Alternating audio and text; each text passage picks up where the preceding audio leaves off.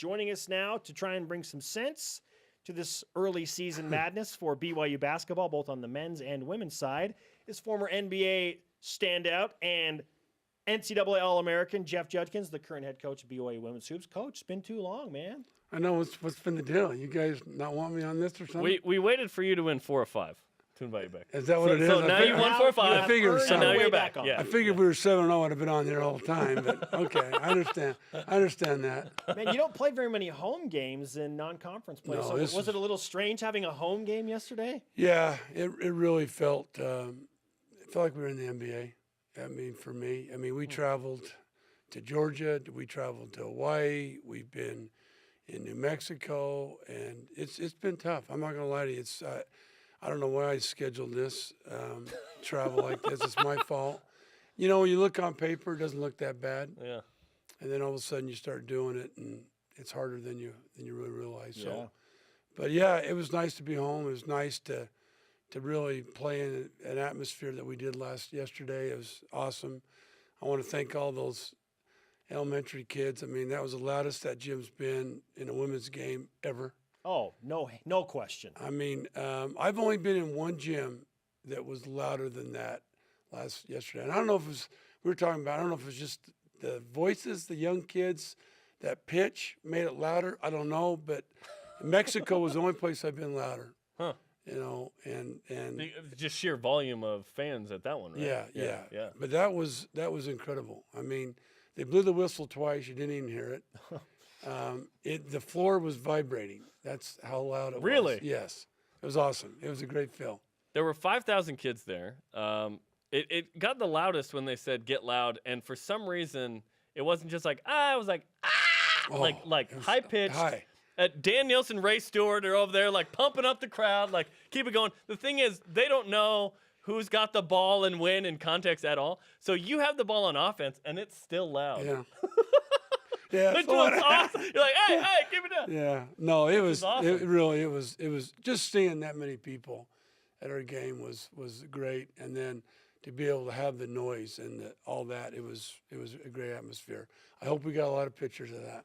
You beat Weber State, and the 5,000-plus bust-in kids help you do that with some some noticeable energy for sure.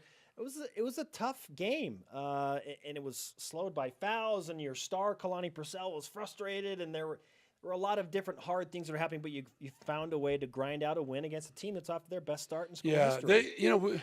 Weber State's good. You know, they're playing with a lot of confidence. You could tell if they were 1-6, it probably would have been different. They have a lot of confidence in their team and what they're doing, and they came out in a 3-2 zone. This is where I was the most proud of my team. We have not faced that zone in 2 years, and I have not worked on it in 2 years, really, Wow. because nobody plays the 3-2 zone much, and so we had to go on the fly. Luckily, I had some veteran players that understood what was going on, and we handled that very well. Mackenzie Morrison, you know, she knew it was her night. You know, there's some nights it's Cassie's, and some nights it's Kehlani, and some nights it's somebody else, and tonight was her. She knew she was going to get a lot of shots in that zone. Who's playing? Who's shooting better right now, Pulsifer or you? Pulsifer's percentages aren't really what they need to be if you look at it, but she's shooting the ball very well. Fuller's or Nielsen now. When they get married, it's tough. Huh? You're used to that. But she's shooting the ball very well. I was kind of mad at her last night not shooting it. I said, you could tell she was feeling it early in the game, and then she decided that she didn't want to shoot. And her comment, which is well taken, she said, "Coach, I don't want to force it. You want me to take good shots." And I go, "You're right, but you need to be ready to shoot at all times." I never had that problem as a player, but sometimes some people do. But I thought, you know, she's shooting the ball well. And Cassie, people don't realize she's battled a bad ankle. She hurt it pretty good in Oregon State, and so she didn't really get a practice as much as she wanted to.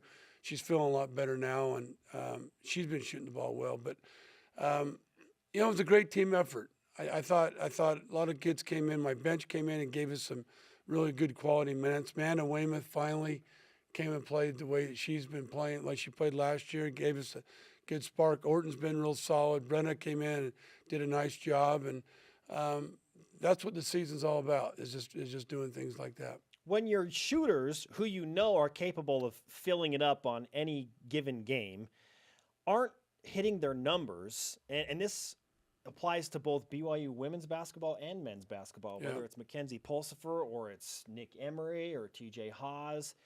What do you say to a shooter as a coach to get them back in the mode of, okay, I'm going to shoot this and it's going to go in?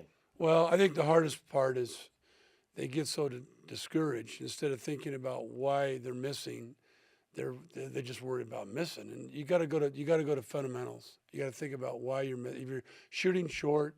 There's a lot of reasons for that. It's either your legs, either your follow through is too low, it's not up. You might be losing eye on the target for a split second. Mackenzie, the thing that she's gotten so much better over the years is when she misses a couple, she doesn't let it affect her. I think my young freshman right now, Brenna Chase, is a very good shooter. She's struggling right now, and that's what she's fighting. She's not fighting her shot. She's fighting the mental part of it. And hopefully through maturity, hopefully through just talking to her, that they can really get through it. You know, looking at the men's side of it, you know, you got a horse in the middle. And I'm just telling you right now, I'm all for threes, don't get me wrong, but you got a horse in there. Use them. I mean, don't be casting up. I mean, and then eventually, then you'll have those open shots. I thought Dave did a great job last night coaching his team and getting the ball where he needed to, where he had the mismatches. And I know it's great to see threes, and we all like that, but the bottom line is winning. And Eric is playing probably as good as any big guy in the country.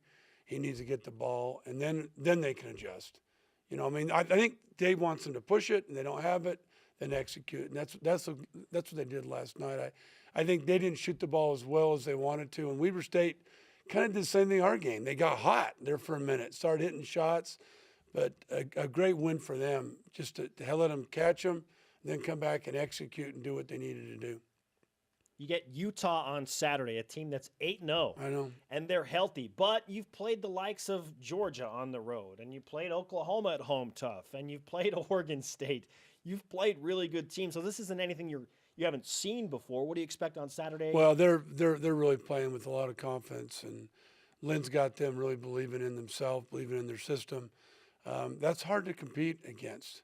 Sometimes that's harder than your opponent. It's just that mind.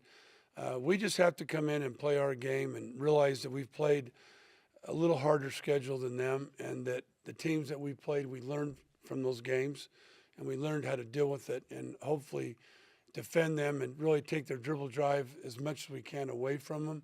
Last year, Potter really hurt us, so we've got to do a lot better job on her. She hurt us inside, and hopefully Chalet and Bodner and Hanks, we have a little more size this year. We can kind of help that. But we also got to play our game. We got to come out and execute and do the things we do best. And we do have some mismatches. As you notice, Weber State didn't man us, and the reason they didn't is because of Kalani. I mean, that's a hard matchup for a lot of teams. It'll be the same with Utah. Who are they going to put on, or what you know, the four, they're going to go big against us or whatever. But should be a great game. It's always been. Coach, great to have you with us in Studio B. Let's do it again soon. Okay, we'll do it. I guess when you guys are in San Diego enjoying life, and I'm here in final week, going to Michigan and all that stuff, I'll think about you. Yes, when you're in 7-degree weather in Michigan. I'll be thinking about it. We're in 70 in San Diego. Yeah, I don't know why you guys don't come to Hawaii. I don't know why you don't get the station to do that. The budget from women's hoops. That's what we need. Okay, we better get some more money raised, huh? Donors, go find them. Coach, fantastic stuff. Thanks, we'll talk guys. again soon. Thanks for having me.